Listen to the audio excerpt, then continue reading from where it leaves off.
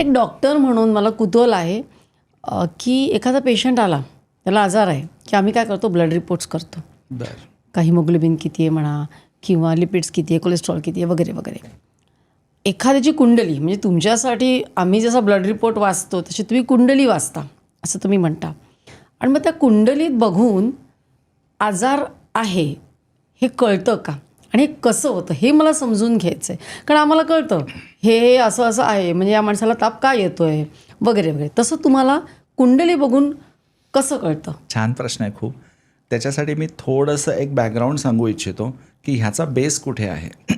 की आजार आहे किंवा काय आहे, तुम्ही जो प्रश्न विचारला तर तो तपासण्यासाठी मुळात ज्योतिषशास्त्राची जी डेफिनिशन आहे, ज्योतिषशास्त्राची व्याप्ती जी आहे, भगवंताने परमेश्वराने गीतेमध्ये भगवान श्रीकृष्णाने अध्याय 2 श्लोक 22 याच्यात हे सांगून ठेवलं आहे की वासांसी जीर्णानी यथाविहाय नवानी गृहाती नरोपराणी तथा शरीराणी यथाय जीर्णा न्यन्याती संयाती नवानी देही. ह्याचा अर्थ ज्योतिषशास्त्राचं मूळ तिथे दडलेलं आहे की जसं वासांसी जीर्णानी यथाविहाय, घरटं जुनं झालं की पक्षी घरटं बदलतात, नवानी गृहाती नरोपराणी, घर जुनं झालं की माणसं घर बदलतात, तथा शरीराणी यथाय जीर्णा न्यन्याती संयाती नवानी देही. जेव्हा हे शरीर जुनं होतं तसंच तेव्हा हा आत्मा हे शरीर बदलतो. बरोबर आहे. आणि हाच रूल आहे ज्योतिषशास्त्राचा अभ्यास करण्याचा. जर हा श्लोक नीट कळला तर ज्योतिषशास्त्र माणसाला कळू शकतं. जर हा श्लोक पटवूनच घ्यायचा नसेल, एखाद्याने ठरवलं की मला हा श्लोक पटवूनच घ्यायचा नाही आहे, मी मानतच नाही आत्मा आणि देह आणि शरीर, आज आत्ता ताबडतोब मध्ये मी जगणारा माणूस आहे, त्यांनी ह्या विषयावरती म्हणजे मी काहीच कांट हेल्प फॉर हिम. एखाद्याची धारणा बदलण्यासाठी आपण जन्माला आलेलो नाही आहोत. आपण जन्म कशासाठी घेतलेला आहे तर ह्या श्लोकाच्या माध्यमातून ज्योतिष अभ्यासायचं आहे आपल्याला. ही माझी धारणा मी ठेवली आणि ज्योतिष अभ्यासण्याचा प्रयत्न केला.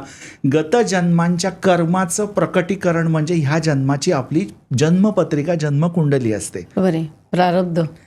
म्हणजे कैक जन्म झाले आपले, कुठल्या जन्मातलं कुठलं कर्म डेबिट म्हणून आज आपल्याला भोगावं लागतंय, ज्याचा त्रास होतोय, आणि कुठल्या जन्माचं कुठलं चांगलं कर्म क्रेडिट म्हणून आपल्या वाट्याला आलंय की जे आपण एन्जॉय करतोय. ह्याचा लेखाजोगा म्हणजेच कुंडली आहे, जन्मपत्रिका आहे. हे जेव्हा मला कळलं तेव्हा मला अजून त्याच्यात इंटरेस्ट आला अभ्यास करण्यासाठी. तुम्ही मला जो आत्ता प्रश्न विचारलात की शरीरावर होणारे आजार हे आपल्याला पत्रिकेतनं आधीच कळतात का, जसं मेडिकल रिपोर्ट्समधनं तुम्हा डॉक्टरांना हे सगळं कळतं. तर 12 घरांची कुंडली आहे. 12 घरांच्या कुंडलीतनं एकेका हाऊसमधनं, एकेका घरातनं आपल्याला 12 बारे 44, 12 बारे म्हणजे 12 जा 144, 144 गोष्टी आपल्याला ओव्हरऑल आपल्या पत्रिकेतनं मिनिमम कळू शकतात, मिनिमम एकेका हाऊसमधनं. तर तुमचा प्रश्न जो तुम्ही मला विचारला तो 6ष्ठ स्थानाशी निगडीत आहे. 6वं स्थान जे असतं पत्रिकेतलं हे आजारांचं स्थान आहे. अच्छा. हां. ज्याला शत्रुस्थान पण म्हटलंय. आजारासारखा शत्रू नाही. सगळ्यात मोठा मानवी जीवनातला शत्रू कोण आहे माणसाचा, तर आजार. त्यामुळे म्हणून आजार हे शत्रुस्थानावरनं बघतात. त्याच्यानंतर 6व्या स्थानातून काय बघतात तर नोकरी बघतात. आपण कोणासाठी तरी काहीतरी चाकरी करणं, आपण कोणाचे तरी नोकर असणं, म्हणजे आपण कोणाच्या साठी काहीतरी लायबिलिटी ड्यू असणं, हे सगळं 6व्या स्थानावरनं बघतात. म्हणून लोन्स अँड लायबिलिटीज, कर्ज, नोकरी, हे सगळे प्रकार जे आहेत ते आजार, हे सगळं बघतात. अजून काही गोष्टी बघता येतील, पण मला तो विषय मांडायचा नाही आहे आज. तो अल्गोरिदम नाही आहे. तुमच्या प्रश्नाचा थेट उत्तर तिथे दडलेलं असल्याने मी एक त्याला आधार दिला की 6ष्ठ स्थान जे आहे. मग नुसतं 6ष्ठ स्थान न बघता आपल्याला लग्नस्थानही बघायला लागतं. ते कुठलं असतं? लग्नस्थान म्हणजे फर्स्ट हाऊस, विवाह नव्हे. ॲसेंडंट हाऊस, लग म्हणजे चिकटणे, संस्कृत शब्द आहे. पूर्व क्षितिजाला जन्माच्या वेळी जी राशी लग होती म्हणजे चिकटलेली होती ती लग्न राशी. जन्म पहाटे 3ला होऊ दे, दुपारी सकाळी कधीही होऊ दे, काय, जी पूर्व क्षितिजाला जन्माच्या वेळी राशी लग आहे म्हणजे चिकटलेली आहे, उदित आहे, ती लग्न राशी. ते लग्नस्थान, ॲसेंडंट हाऊस. तो देह आहे. लग्न म्हणजे आपलं करिअर, लग्न म्हणजे आपला देह, लग्नस्थान म्हणजे आपलं आयुष्याची दोरी किती बळकट आहे का कमकुवत आहे हे सांगणारं स्थान.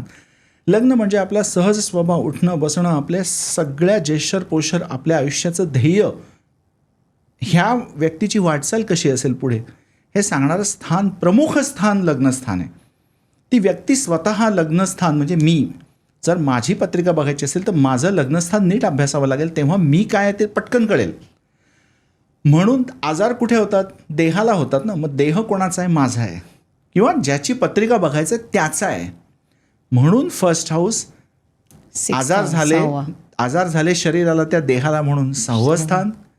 आणि ते आजार त्या व्यक्तीला मृत्यूसम पीडा देणारे आहेत का मृत्यूपर्यंत ॲक्च्युली घेऊन जाणारे आहेत हे समजण्यासाठी 8मं स्थान, कारण 8मं स्थान हे मृत्यूस्थान आहे, पीडेचं स्थान आहे.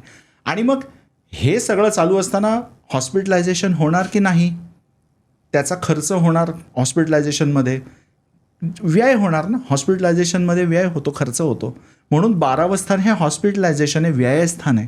बरं. 12व्या स्थानावरनं तुरुंगवास बघतात, व्ययस्थान आहे ते, तुरुंगामध्ये व्ययच होतो आयुष्याचा. 12वं स्थान हे मोक्षस्थान पण आहे, कारण मोक्ष म्हणजे आयुष्याचा व्यय ना. जोपर्यंत वासनांचा व्यय होत नाही तोपर्यंत मोक्षाकडे जाता येत नाही. ती कैद असते ना, पण ती आवडून घेतलेली कैद असते. पर्टिक्युलर ठिकाणी मोक्षाला माणूस जेव्हा जातो, ज्या अवस्थेत, उन्नत अवस्थेत, साधना मार्गातनं तो पुढे जात असतो, त्याने स्वतःला त्या आनंदाने स्वतःच्या त्या साधना अवस्थेत कैद करून ठेवलेलं असतं. बाह्य जगाशी संबंध मोहमायेचे तोडलेले असतात पाश. म्हणून कैद देखील, इम्प्रिझनमेंट देखील 12व्या स्थानावरनं बघतात. ॲक्च्युअल इम्प्रिझनमेंट बघायची असेल एखाद्याची तर 12व्या स्थानावरनं बघतात. मोक्षही तिथून बघतात. हॉस्पिटलायझेशन, हॉस्पिटलमध्ये तुम्ही कैदेतच असता, तुम्हाला मनासारखं काही वागता येत नाही, डॉक्टरांच्या नजरबंदीत असता. परदेशातल्या वास्तव्याचं स्थान आहे ते 12वं स्थान. परदेशात तुम्ही असता तेव्हा इतर त्या देशातल्या गव्हर्नमेंटचे रूल तुम्हाला पाळावे लागतात, त्यांच्या आज्ञेत तुम्हाला राहायला लागतं, कैदेतच असतं ना तिथे. अर्थ तर्काने लावायचा आहे, शब्दशः अर्थ घ्यायचा नाही आहे. त्यामुळे 12व्या स्थानातनं हे सगळं बघतात. पण तुमच्या प्रश्नाचं रिलेव्हन्स जिथे येतं आहे ते 6वं स्थान, फर्स्ट हाऊस, आजार, 6वं स्थान, 8वं स्थान आणि 12वं स्थान. पण आजचा विषय हा आहे. ही क्लिप शेवटपर्यंत बघितल्याबद्दल खूप खूप धन्यवाद. संपूर्ण एपिसोड बघण्यासाठी खाली दिलेल्या लिंकवर क्लिक करा आणि सर्व काही चॅनलला सबस्क्राईब करायला विसरू नका.